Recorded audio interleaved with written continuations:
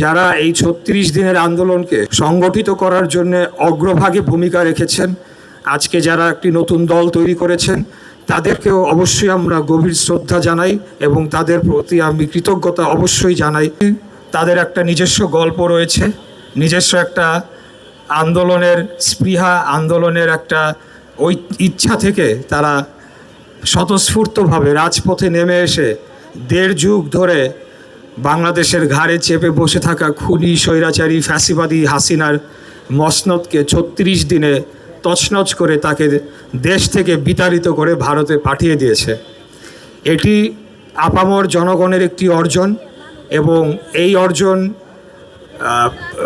এই অর্জন করতে গিয়ে অনেকেই অনেকভাবে ভূমিকা রেখেছেন। তবে আমি সবচেয়ে বেশি কৃতিত্ব দিব যারা আজকে আমাদের মাঝে নেই, যারা বিভিন্ন সময় শহীদ হয়েছেন, বিশেষ করে জুলাই গণ অভ্যুত্থানে যারা শহীদ হয়েছেন।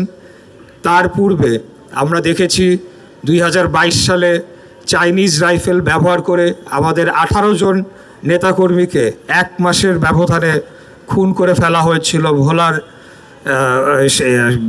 শাওন, তারপরে মুন্সিগঞ্জের শাওন, তারও পূর্বে এরকম অজস্র ঘটনা রয়েছে যেটা আসলে এখনো বলে শেষ করার মতো নয়।